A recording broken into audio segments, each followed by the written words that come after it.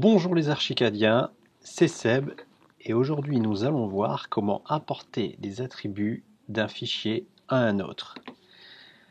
Mais auparavant, si vous voulez être au courant des différentes vidéos, je vous conseille de vous abonner et de mettre en route les notifications.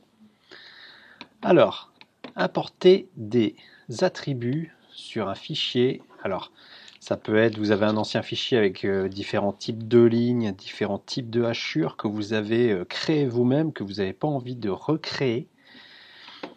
Et donc aujourd'hui, nous allons voir comment les importer. Alors, en fonction de l'ancienneté des fichiers, il peut y avoir des soucis que vous ne pouvez pas importer certains types de matériaux, certains types...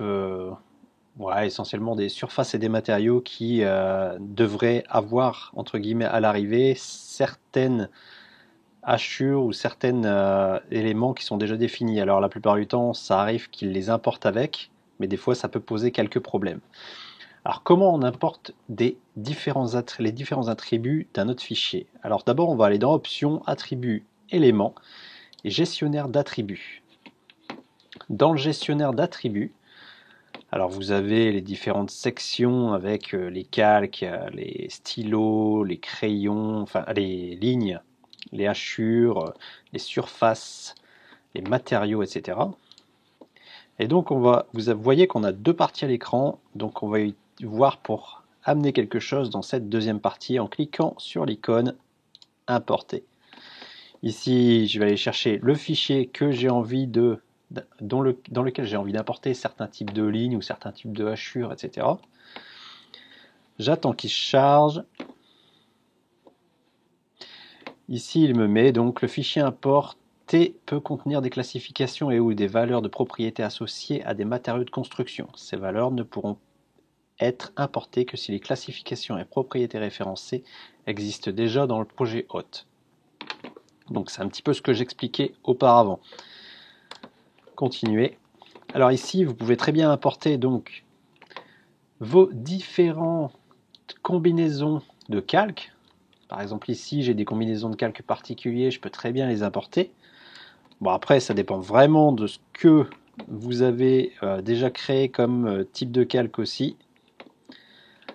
Parce que si vous n'avez pas les mêmes types de calques à l'arrivée, ça risque pas de faire la même chose. Donc vous pouvez très bien importer les jeux de stylos.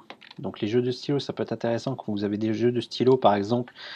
J'ai un jeu de stylos particulier au plan de vente. Dans ce cas-là, je peux l'ajouter. Donc il s'ajoute de l'autre côté.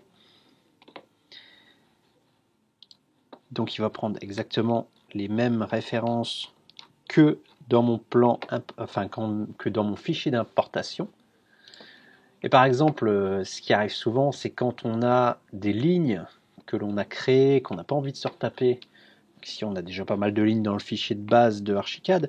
Mais par exemple, ici, j'avais fait des lignes avec des dessins particuliers de gaz, par exemple, de EDF, où j'avais simplement indiqué EDF, etc. D'eau, où j'avais des symboliques qui étaient particulières, que je trouve assez sympa, même si c'est surtout graphique.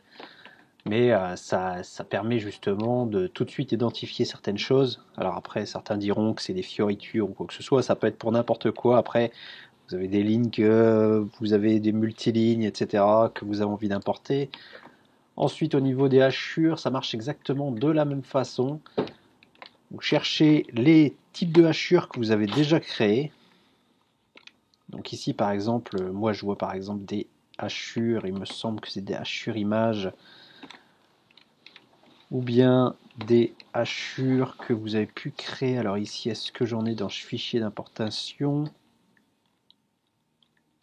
Bon, admettons, on peut toujours essayer celle-là, mais je suis pas sûr qu'il y ait encore les images dans ce truc-là. On peut toujours essayer. Ok. Vous pouvez faire la même chose avec les surfaces, les matériaux de construction ou les structures composites. Ça peut être super intéressant pour les structures composites, pour éviter de recréer à chaque fois des structures composites. Ok. Alors votre fichier vous demande justement, êtes-vous sûr de vouloir appliquer les 13 changements? Donc appliquer et fermer.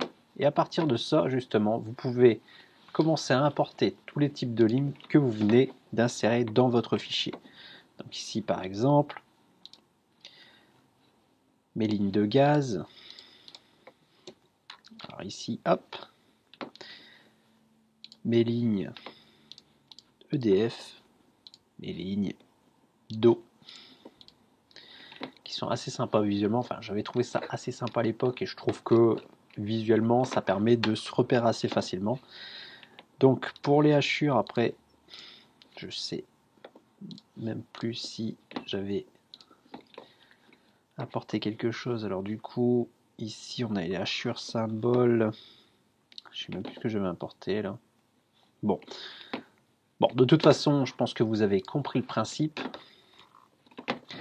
d'importer les différents éléments. Alors dans ce gestionnaire d'attributs, vous pouvez importer pratiquement tout, même des profils de métal, etc. Enfin les profils complexes. Ça c'est super intéressant aussi. Alors je vais recommencer un petit coup.